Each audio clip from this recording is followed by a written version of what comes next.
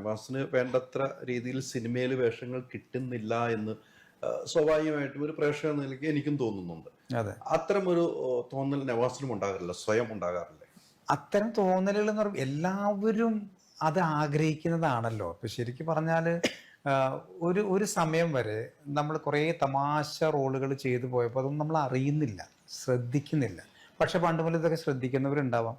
അങ്ങനെയൊക്കെ എന്തെങ്കിലുമൊക്കെ ഏതെങ്കിലും പടത്തിലൊക്കെ ചെറിയ പടങ്ങളോ അല്ലെങ്കിൽ വലിയ പടങ്ങളോ ഒക്കെ എന്തെങ്കിലും തമാശ റോളോ കാര്യങ്ങൾ ചെയ്തു പോയി നമ്മുടെ ക്യാരക്ടറിനൊക്കെ അത് ബാധിക്കും. അല്ലെങ്കിൽ ക്യാരക്ടർ റോളിൽ ഫോക്കസ് ചെയ്താലാണ് അത്തരത്തിലുള്ള സീരിയസ് സംഭവങ്ങളിലേക്ക് നമുക്ക് കടക്കാൻ പറ്റുള്ളൂ. ഇതൊന്നും നമ്മൾ സ്റ്റഡി ചെയ്യുന്നില്ല.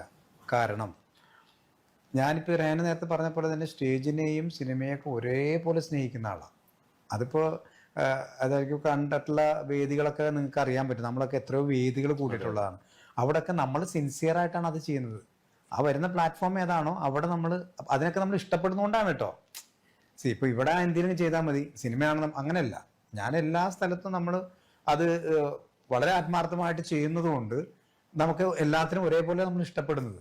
അപ്പോൾ അതുകൊണ്ട് ഇങ്ങനെ വേർതിരിവ് കാണിച്ച് അത് അങ്ങനെ ഇങ്ങനെ പോകണം അങ്ങനെ നമ്മൾ പ്ലാൻ ചെയ്തിട്ടുണ്ടായിരുന്നു. പക്ഷെ ഇപ്പോൾ നമ്മളുടെ ഒരു പ്രായം അല്ലെങ്കിൽ നമ്മുടെ പക്വത നമ്മൾ ചിന്തിക്കുന്ന ഒരു തലങ്ങളിലേക്ക് എത്തുമ്പോൾ ഒരു ആർട്ടിസ്റ്റ് എന്ന നിലയ്ക്ക് ഇനി എന്തെങ്കിലുമൊക്കെ അത്തരത്തിലുള്ള ക്യാരക്ടേഴ്സ് ചെയ്യണം എന്ന് സ്വാഭാവികമാണത്. അതിപ്പോൾ ആഗ്രഹിക്കുന്നുണ്ട്. അതിപ്പോൾ അങ്ങനെയുള്ള സംഭവങ്ങളാണ് ഇപ്പോൾ നമ്മൾ ചെയ്തുകൊണ്ടിരിക്കുന്നത്. അല്ല, ഞാൻ ചോദിച്ചതിൽ ഒരു ആൻസർ എനിക്ക് ഇനിയും കിട്ടാതെ വന്നിട്ടുണ്ട് ഇഷ്ടം പോലെ. ഒത്തിരി സുഹൃത്ത് വലയുണ്ട് അല്ലേ? ഒത്തിരി സുഹൃത്ത് വലയുണ്ട്. ഒരു മിമിക്രിയിലൂടെ വരുമ്പോൾ ആ മിമിക്രിയുടെ തുടക്കം മുതൽ തന്നെ ഉള്ള ഒരു വ്യക്തിയാണ്. ഒത്തിരി സുഹൃത്ത് വല. ഇവരൊക്കെ സിനിമ ചെയ്യുന്നുണ്ട്, ഇവർ സിനിമ പ്രൊഡ്യൂസ് ചെയ്യുന്നുണ്ട്, ഡയറക്ഷൻ ചെയ്യുന്നുണ്ട്, ഇങ്ങനെയൊക്കെ സംഭവങ്ങൾ നടക്കുന്നു. അവിടെയൊക്കെ നവാസ് എന്ന വ്യക്തി എല്ലാ സ്ഥലത്തും എത്തിപ്പെടുന്നില്ല. എനിക്ക് തോന്നുന്നത് അത് സെന്റിമെന്റ്സ്, ഫ്രണ്ട്ഷിപ്പ് എന്നുള്ള സംഭവം പ്രൊഫഷനിൽ കൂട്ടിക്കുഴയ്ക്കാൻ ഞാൻ ആഗ്രഹിക്കാത്ത ആളാണത്. ഞാനത് ഒരിക്കലും അതിൻ്റെ പേരിൽ ഒരു ക്യാരക്ടർ എന്ന് പറഞ്ഞ് കിട്ടണമെന്ന് ഒരിക്കലും ചിന്തിക്കാത്ത ഒരാളാണ്. ആ രീതിയിലുള്ള അവർ പടം അനൗൺസ് ചെയ്യുന്ന പറയുമ്പോൾ ഞാൻ വിളി കുറയ്ക്കും. മനസ്സിലാകുന്നുണ്ട? കാരണം ഇവിടെ ഓരോ വ്യക്തിക്കും അവരുടേതായിട്ടുള്ള നിലനിൽപ്പുണ്ട്. അത് വളരെ അനിവാര്യമാണ്.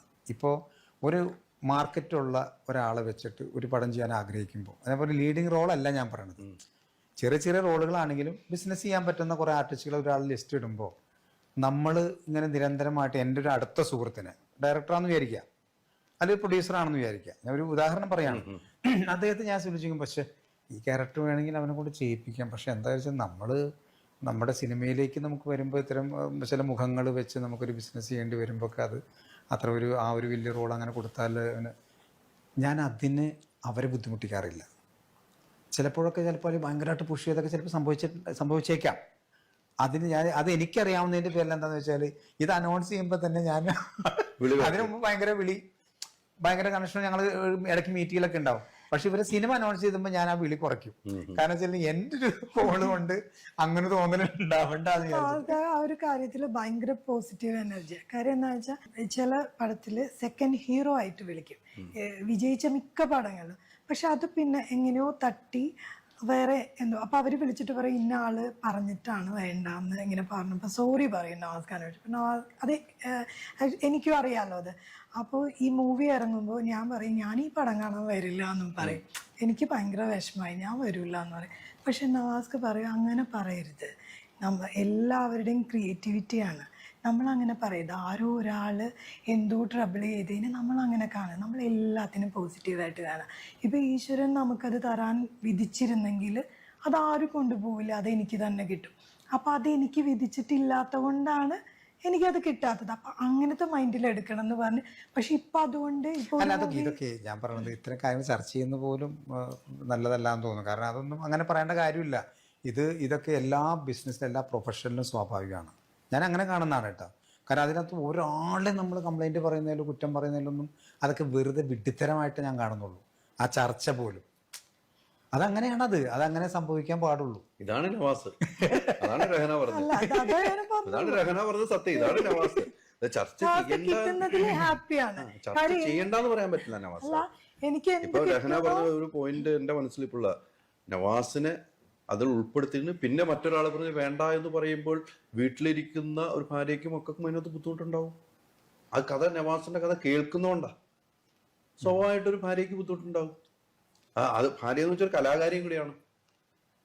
ഒരു ബുദ്ധിമുട്ട് തുറന്നു പറഞ്ഞു. അല്ല, ചർച്ച അതൊക്കെ ആയിക്കോട്ടെ, ചെയ്യേണ്ടതാണ്. കുഴപ്പമില്ല. ഞാൻ അങ്ങനെ ഉണ്ടായിട്ടുണ്ട്, അതാണ് സത്യം. ഞാൻ പറഞ്ഞത് ഇതൊക്കെ നവാസ് അത് ഈസി ആയിട്ട് അല്ല ശരി അങ്ങനൊക്കെ നമ്മൾ പറഞ്ഞ അതിന്റെ ആ പുറകെ പോകുന്നതില്ല, ആ അന്വേഷണമില്ല. ആ അന്വേഷണം നമുക്ക് ഭയങ്കര ബുദ്ധിമുട്ടുകളുണ്ടാക്കും. കാരണം നമ്മുടെ ഇപ്പൊ ഞങ്ങൾ കാണുമ്പോൾ പറയും നിങ്ങൾക്കൊക്കെ ഇത്ര പ്രായമുണ്ടോ, നിങ്ങൾക്ക് ഭയങ്കര ചെറുപ്പമായിരിക്കണല്ലോ, എന്താണ് ഇതിന്റെ രഹസ്യം എന്നൊക്കെ പറഞ്ഞിട്ട് അത് നമ്മളെ പൊക്കാൻ വേണ്ടിയിട്ടോ അതല്ലാതെ ഒക്കെ ആണെങ്കിലും സ്വാഭാവികമായിട്ട് ഇപ്പൊ മക്കൾ എന്ത് പഠിക്കും, മക്കൾ മോള് ഡിഗ്രിക്ക് പഠിക്കുന്നു, മോൻ എന്ത് പഠിക്കുന്നു, അത്ര 3 മക്കളുണ്ടോ എന്നൊക്കെ ഇവർ പറയുമ്പോൾ എന്താണത്, ഞാൻ പറഞ്ഞു ഞാൻ സമാധാനമായിട്ട് കിടന്നുറങ്ങണത്.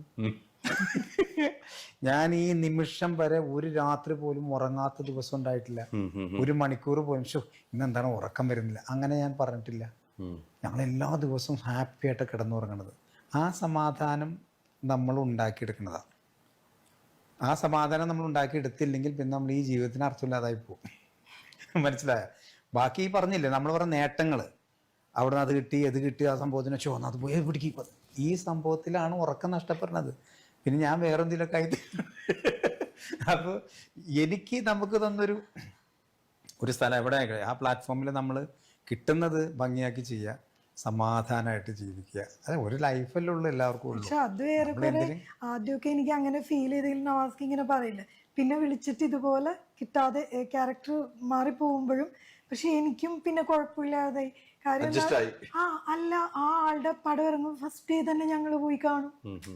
നമ്മളും അങ്ങനെ ആയി. പക്ഷെ അതുകൊണ്ട് ആദ്യം ഉണ്ടായിരുന്ന പോലെയല്ല, നമുക്ക് സമാധാനം കിട്ടും. അത് ശരിയാണ്. ആദ്യം എന്ന് പറഞ്ഞാൽ നമുക്കൊരു സ്ട്രെസ് ആണത്. അതെന്താണ് അങ്ങനെ, ഇതൊന്നും നമ്മുടെ കയ്യിലുള്ള കാര്യങ്ങളല്ല. അല്ലാത്തതിന് അതിന്റെ പുറകെ നമ്മൾ പോകാനും പാടില്ല എന്നാണ് എൻ്റെ ഒരു ഇത് കേട്ടോ. എൻ്റെ അങ്ങനെയാണ്. കാരണം വെച്ചാൽ അത് വരേണ്ടത് വേറെ എന്തൊക്കെ തടസ്സങ്ങൾ, ഇപ്പോൾ ഒരു വ്യക്തികൾ എന്നല്ല ഞാൻ പറയണത്, മറ്റെന്തെല്ലാം തടസ്സങ്ങൾ സംഭവിക്കാം. പക്ഷേ നമ്മളിലേക്ക് എത്തേണ്ടതാണെങ്കിൽ വളരെ ഈസി ആയിട്ട് വരും, പറന്നു വരും. നവാസ് ചെയ്തു വെച്ച സിനിമയിൽ ഏറ്റവും തൃപ്തി നൽകിയതും നവാസിന് ഇന്നും മനസ്സിലാഴത്തിൽ തട്ടിയ സിനിമ ഏതായിരുന്നു? ഒന്നുമില്ല എന്നൊക്കെ പറയുന്ന എങ്ങനെയൊക്കെ ചെയ്തു പോയ കാര്യങ്ങളുണ്ട്. അതിപ്പോൾ പലതും വൈറലാണ്. അതുകൊണ്ട് എനിക്ക് ഒന്നും പറയാൻ പറ്റുന്നില്ല ഏതാന്ന്. കാരണം വെച്ചാൽ വൈറലാണ് പല സീനുകളും. കോട്ടക്കര എന്ന് പറയുന്ന സാധനം വൈറലാണ് ഇപ്പോൾ. പരസ്പര ബന്ധമില്ലാതെ കഴിയുന്ന മൈഡിയർ കരടി എന്ന് പറയുന്ന സംഭവത്തിൽ. കാരണം നമുക്ക് തൃപ്തി തരില്ല എന്നൊക്കെ പറയുന്ന സംഭവം, അല്ലെങ്കിൽ എങ്ങനെയോ ചെയ്തു പോയി ആ ഒരു പ്രായത്തിന്റെ സംഭവത്തിൽ എന്തൊക്കെ തമാശകൾ അല്ലെങ്കിൽ എന്തെങ്കിലും വെളിപ്പ് എന്നൊക്കെ പറയൂല നമ്മള്, അങ്ങനെയൊക്കെ നമ്മൾ ചെയ്തു പോയി എന്ന് പറയുന്ന സംഭവങ്ങളൊക്കെ പിള്ളേര് പേറ്റെടുത്തിരിക്കുകയാണ്. അപ്പം നമ്മൾ ഏത് പറയും.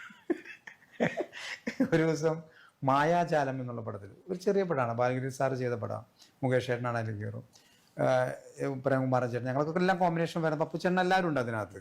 നമ്മുടെ ഏജിൽ നിന്ന് കുറച്ച് വേഷമൊക്കെ കിട്ടിയൊരു പ്രായമുള്ള ക്യാരക്ടറായിട്ട് ഞാൻ എന്താ മോളെ എന്നൊക്കെ പറഞ്ഞ് പക്ക മിമിക്രി ടോണിൽ ചെയ്തൊരു സാധനമാണത്. തൃശ്ശൂർ ഞാൻ റെസ്റ്റോറൻറ്റിൽ ഭക്ഷണം കഴിച്ചുകൊണ്ട് ഒരു ഫാമിലി, അവർ കുറേ നേരമായിട്ട് എന്നെ വാച്ച് ചെയ്യുന്നുണ്ട്. കഴിച്ചൊരു വാഷ് ചെയ്ത് കഴിഞ്ഞ് വന്നിട്ട് പറഞ്ഞു, നവാസ് ഞങ്ങളുടെ കയ്യിൽ ഒറ്റ CD ഉള്ളൂ കേട്ടോ, അത് മായാജാലമാണ്, ഞങ്ങൾ USA-ലാണ്, ഇടയ്ക്കിടയ്ക്ക് അത് കിട്ടി കാണും. അപ്പോൾ ഈ കൊല്ലാൻ വേണ്ടിയിട്ട് പ്ലാൻ ചെയ്തു. അപ്പൊ ഞാൻ പറഞ്ഞത് നമുക്കൊന്നും പറയാൻ പറ്റില്ല. ആളുകൾ എടുക്കുന്നത് ഏതാണ്, അവർ സ്വീകരിക്കുന്നത് അവരുടെ ഇഷ്ടങ്ങളൊന്നും നമുക്ക് പറയാൻ പറ്റില്ലല്ലോ. നമ്മൾ ചെയ്തതെല്ലാം തൃപ്തിയോടുകൂടി ചെയ്തതാണ്.